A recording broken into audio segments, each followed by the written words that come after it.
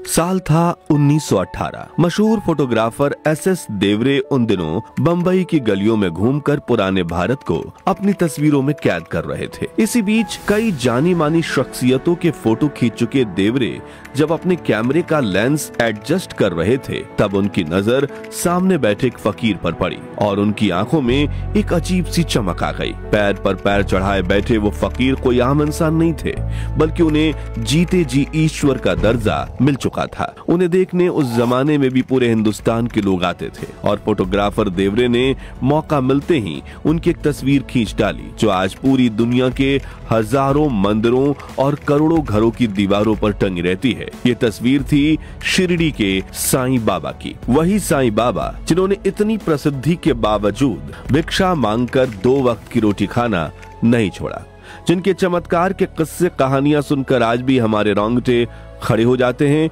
जो हमेशा कहते थे सबका मालिक एक। लेकिन क्या आप जानते हैं कि कौन थे साईं बाबा? उनका जन्म कहाँ हुआ था और क्या वो हिंदू थे या मुस्लिम? जानेंगे इस वीडियो में। साथ ही उनके कुछ दुर्लभ और असली तस्वीरें भी देखेंगे, तो बने रहिएगा वीडियो के अंत तक।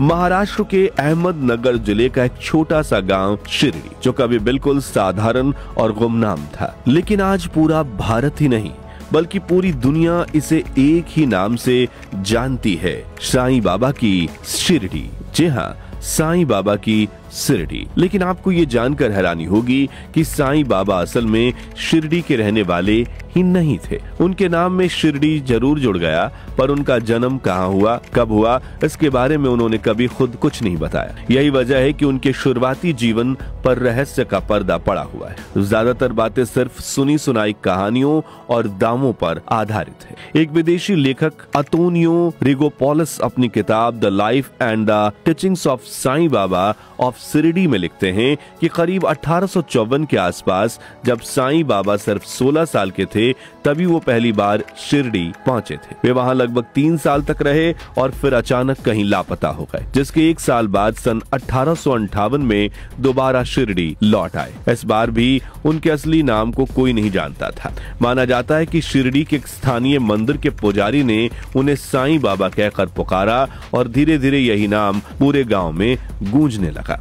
1858 से लेकर अगले 60 साल तक साईं बाबा ने शिरडी में ही अपना ठिकाना बना लिया और जैसे अक्सर संत फकीरों के साथ होता है, वैसे ही उनके चमत्कारों की कहानियां गांव-गांव, शहर-शहर फैलने लगी। धीरे धीरे यह खबर दूर दराज तक पहुंची कि शिरडी में एक ऐसे बाबा रहते हैं जो करिश्मे कर सकते हैं और फिर लोग हर दिशा से उनके दर्शन करने उमड़ने लगे। साईं बाबा का जीवन जितना सरल था, उतनी ही रहस्यमय भी। आज तक किसी को पूरी सच्चाई नहीं पता कि उनका जन्म कहां और किस परिवार में हुआ था और आए दिन ये सवाल उठते रहते हैं कि साईं बाबा हिंदू थे या मुस्लिम। शिरडी में जब लोग उनसे उनके जन्म की बात करते या जाति पूछते, तो अक्सर मुस्कुराकर टाल देते और सिर्फ इतना कहते, अल्लाह मालिक है। वहीं कभी कभी किसी हिंदू भक्त के सवाल पर वे वेद पुराणों की बात करने लगते, यानी वे दोनों धर्मों की बातें इतनी सहजता से करते थे कि लोगों को समझ में ही नहीं आता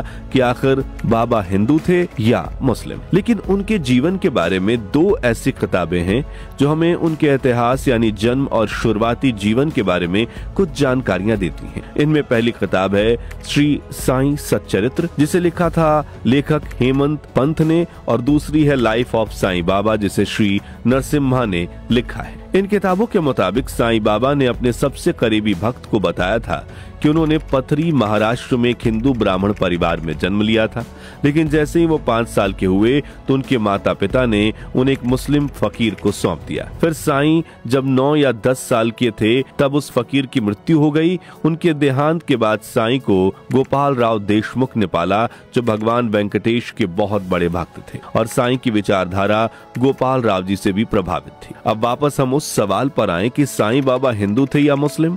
तो अब हमारे सामने जितने भी फैक्ट्स आए हैं, उन्हें हम सिक्के के 2 पहलू की तरह देखेंगे और परखेंगे। सबसे पहले हम इन किताबों की बातों को सच माने तो साईं बाबा उस हिसाब से तो हिंदू हैं, क्योंकि उनका जन्म हिंदू परिवार में हुआ था। फिर भले ही उनकी परवरिश हिंदू और मुस्लिम दोनों धर्मों में हुई हो, शायद इसी वजह से उन्होंने शिरडी के जिस पुरानी मस्जिद में निवास किया था, उसका नाम द्वारका मई रखा था और हिंदुओं के लिए वे भगवान के अवतार जैसे थे, क्योंकि वे मंदिर में दीप जलाते, राम हनुमान की पूजा करते और भक्तों को सत्संग की शिक्षा देते। अब इस सिक्के के दूसरे पहलू को देखें तो मुसलमानों के लिए साईं बाबा एक फकीर और सूफी संत थे, क्योंकि वे मस्जिद में रहते थे, कभी कभी नमाज अदा करते थे और कुरान की आयतें भी सुनाते थे। वहीं साईं बाबा के जीवन पर रिसर्च करने वाले राजा कलंदर कहते हैं कि साईं बाबा की आत्मकथाएं ज्यादातर भक्त लोगों ने ही लिखी हैं। इतिहासकार जब इतिहास की किसी घटना के बारे में लिखते हैं तो इसका सबूत देते हैं। आत्मकथा लिखने वाले लोग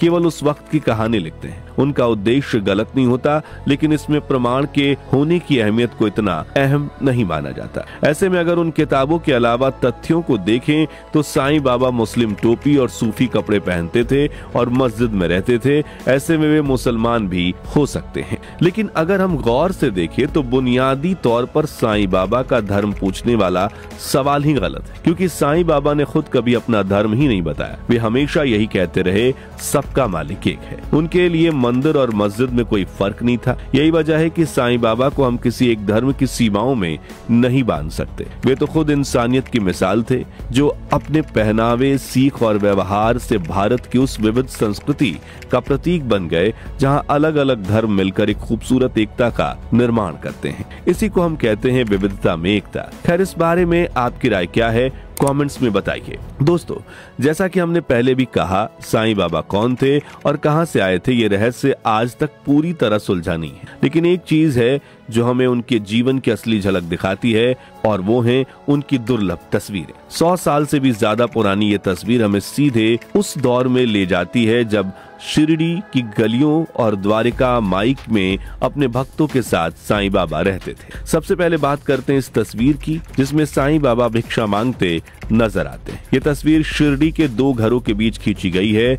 एक घर सखाराम पाटिल शेलके का और दूसरा वामन राव गोंडाकर का। बाबा साधारण झोली लेकर घर घर जाते थे और जो भी लोग चावल दाल देते उसे इकट्ठा करके लेते थे, और उनके पास एक छोटा सा टीन का बर्तन हमेशा रहता, जिसमें वे दूध दही जैसी चीजें रखते थे। ये तस्वीर हमें बताती है कि उन्होंने हमेशा सादा जीवन अपनाया और कभी किसी ऐशो आराम की परवाह नहीं की। दूसरी तस्वीर साल 1903 की है। इसे पुणे के एक फोटोग्राफर काशीनाथ गोरे ने खींचा था। इस तस्वीर में बाबा धुनी माई के सामने बैठे हैं। धुनी माई वो पवित्र स्थान था जहाँ 24 घंटे अग्नि जलती रहती थी और बाबा वहाँ घंटों ध्यान करते थे। इसी साल 1903 में ही एक और तस्वीर खींची गई, जिसे साईं बाबा अपने अनुयायियों के साथ दिखते हैं। यह तस्वीर अहमदनगर के भोपाल फोटो स्टूडियो के फोटोग्राफर ने ली थी और आज भी इतिहासकारों के लिए ये एक अनमोल धरोहर मानी जाती है। चौथी तस्वीर 1906 की है।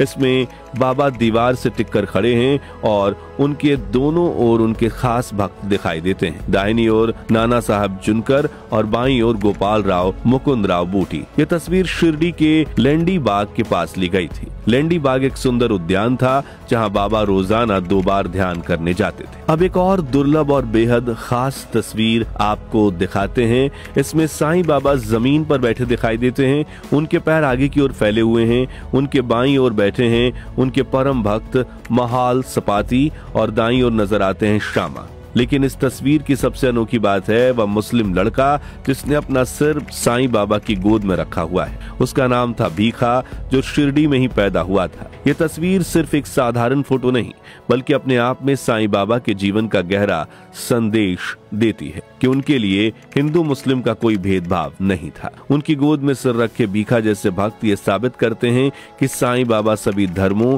और सभी लोगों को एक समान अपनाते थे। अब आती है अगली तस्वीर की बातें, जो द्वारिका माई मस्जिद के सामने खींची गई थी। इस तस्वीर से जुड़ी एक दिलचस्प कहानी है। बाबा के एक भक्त वासुदेव सदाशिव जोशी ने अपने मित्र चिदम्बरम राव को 10 रुपए दिए और कहा कि इसे दक्षिणा के रूप में बाबा को देना और साथ ही उनकी एक तस्वीर खींचना। राव दक्षिणा तो दे आए, लेकिन तस्वीर खींचने की हिम्मत नहीं जुटा पाए। कहते हैं कि बाबा ने उनके मन की बात जान ली और खुद ही उनसे कहा, तुम तस्वीर खींच सकते हो, पर ध्यान रहे इसे कभी व्यापार के लिए इस्तेमाल मत करना। इसके बाद आती है बाबा की आखिरी दिनों की तस्वीर। 1915 में ये खींची गई थी। इसमें बाबा द्वारिका माई मस्जिद की सीढ़ियों पर बैठे और साथ में उनके सबसे करीबी भक्त अब्दुल तात्या कोटे पाटिल और नाना बली दिखाई देते हैं। अब्दुल और तात्या पाटिल ने तो बचपन से ही बाबा की सेवा को अपना जीवन बना लिया था। वहीं नाना बली को लोग बाबा के भक्तों की सेना का जनरल कहते थे, क्योंकि वे बाकी अनुयायियों का नेतृत्व करते थे। फिर आता है साल 1918। अक्टूबर का महीना था। साईं बाबा की तबीयत लगातार गिरने लगी।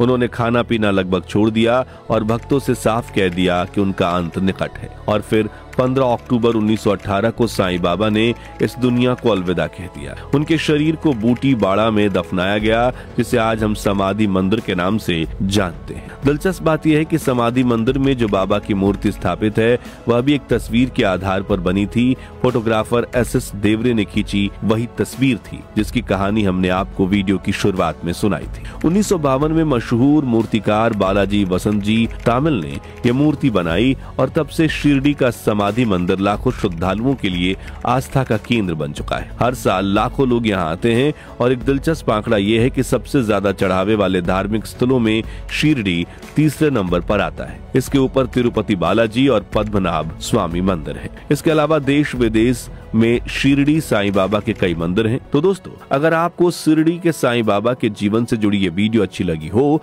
तो इसे लाइक और शेयर करके 11,000 लाइक्स जरूर करवा दीजिए।